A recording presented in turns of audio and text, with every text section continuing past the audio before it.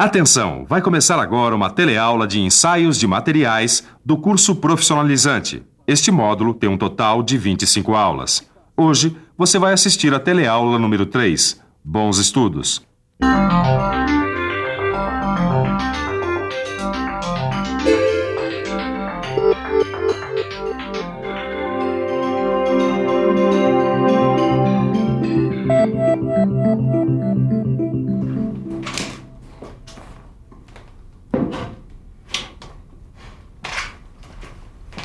Que isso, Edgar? Brincando de estilingue? Olha só o que eu achei no fundo do armário, ó.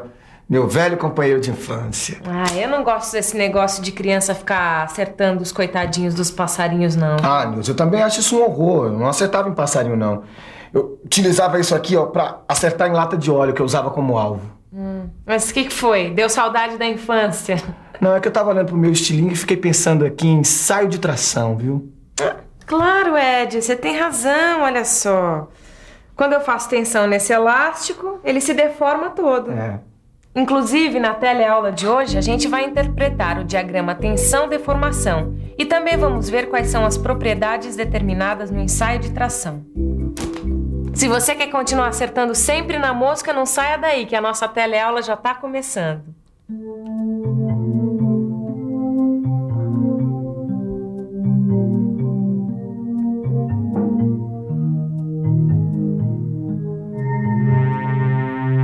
Oi, eu tô aqui com essa escala e esse elástico para tentar mostrar de uma forma simplificada como é feito um ensaio de tração.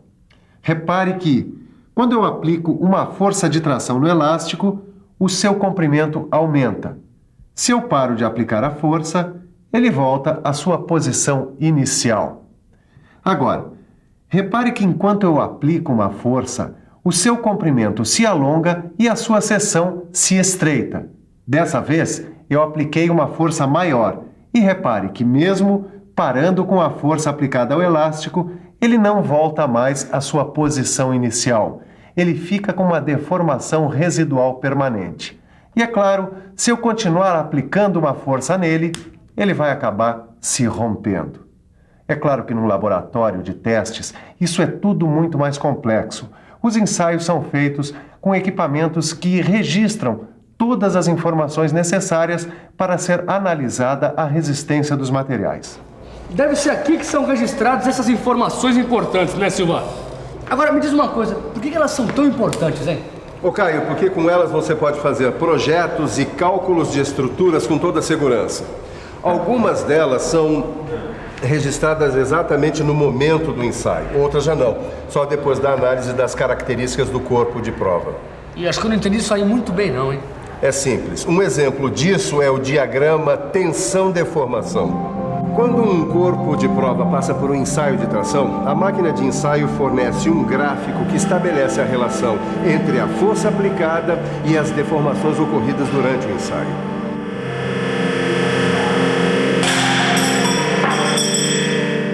Peraí, agora que acabou o ensaio, qual é o próximo passo, hein, Silva?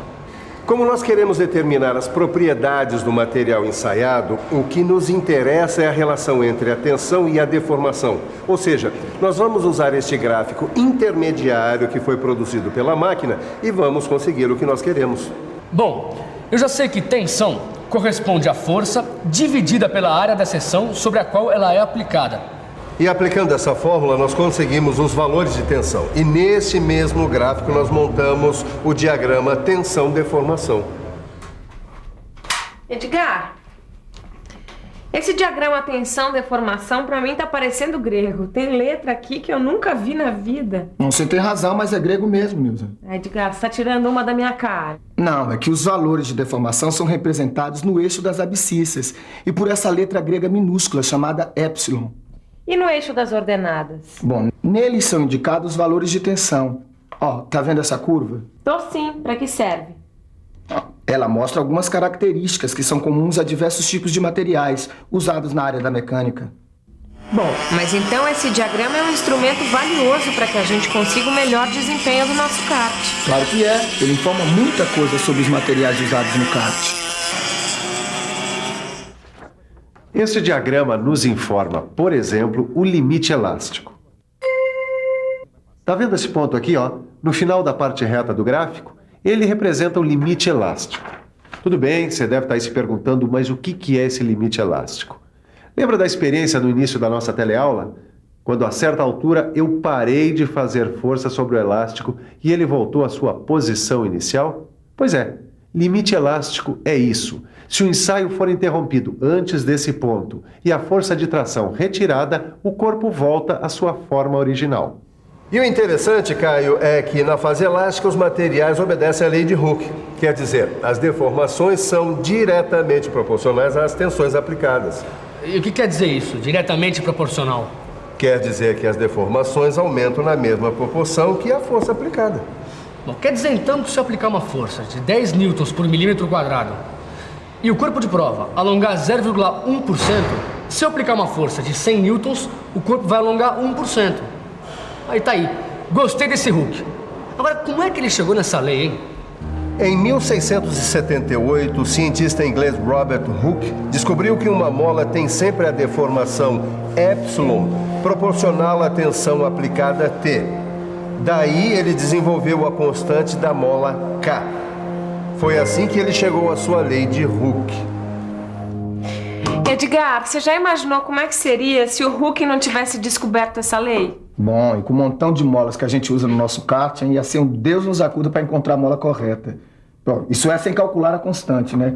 Mas ainda bem que a gente pode usar o módulo elasticidade, ó. Como é que é isso, hein, Edgar? Ó, na fase elástica, se nós dividirmos a tensão aplicada pela deformação em qualquer ponto, nós vamos encontrar um valor constante que é o módulo elasticidade. E como é que se representa matematicamente essa relação? Por essa expressão, sendo que o E é a constante deste módulo de elasticidade. Na prática, Edgar, o que isso tudo quer dizer? É que o módulo de elasticidade indica a rigidez do material. Ah, acho que eu entendi.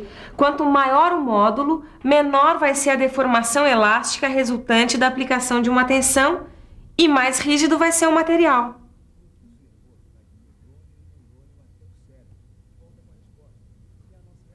Só que essa relação só funciona até certo ponto. Quer dizer, a lei de Hooke vale para um determinado valor de tensão chamado de limite de proporcionalidade. A partir desse momento, a relação entre tensão e alongamento deixa de ser proporcional. E é fácil visualizar quando isso acontece. Aqui no gráfico, o limite de proporcionalidade aparece representado pelo ponto A'.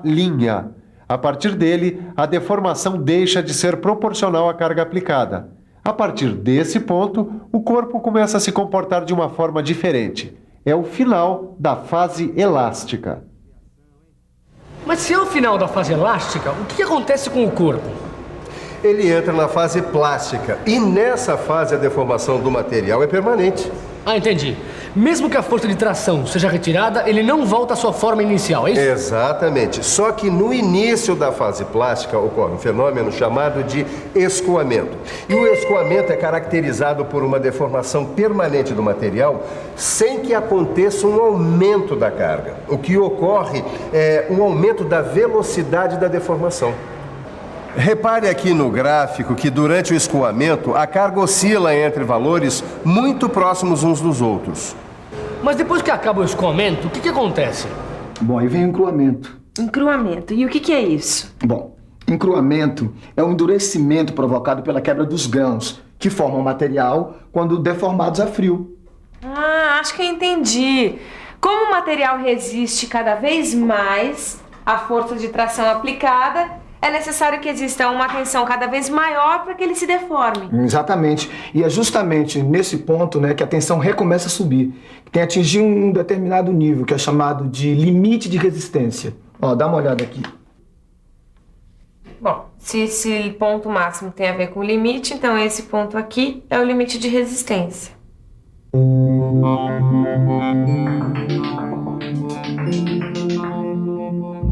Para calcular o valor do limite de resistência, basta dividir a força máxima pela área da seção sobre a qual esta força é aplicada.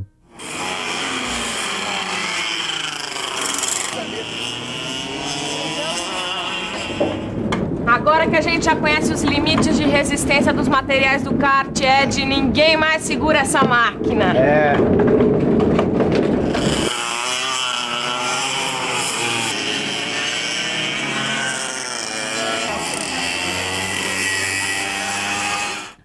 Continuando com a tração aplicada a um corpo de prova como esse, o seu material vai se romper num ponto chamado limite de ruptura.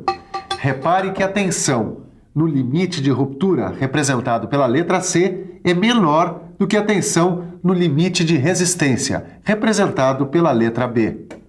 Quer saber na prática por que isso ocorre?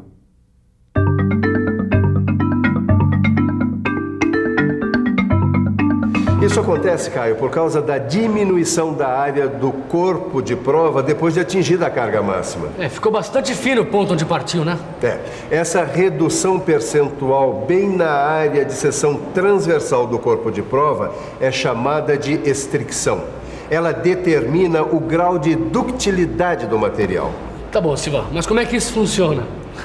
Quanto maior for o percentual de estricção, mais dúctil, quer dizer, mais deformável é o material, entendeu? Entendi, mas mesmo assim eu preciso de uma boa revisão.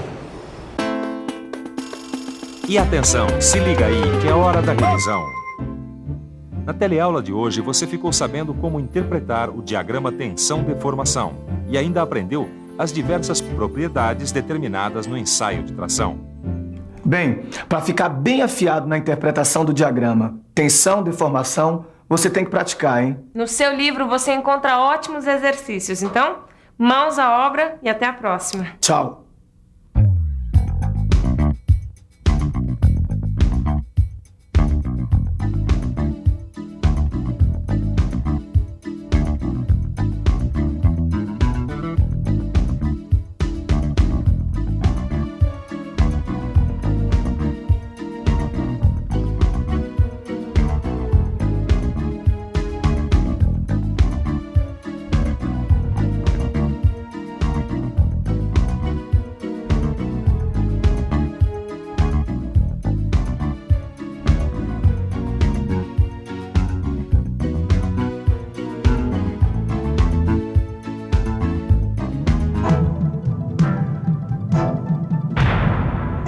Telecurso 2000, um programa de educação do Sistema Fiesp e da Fundação Roberto Marinho.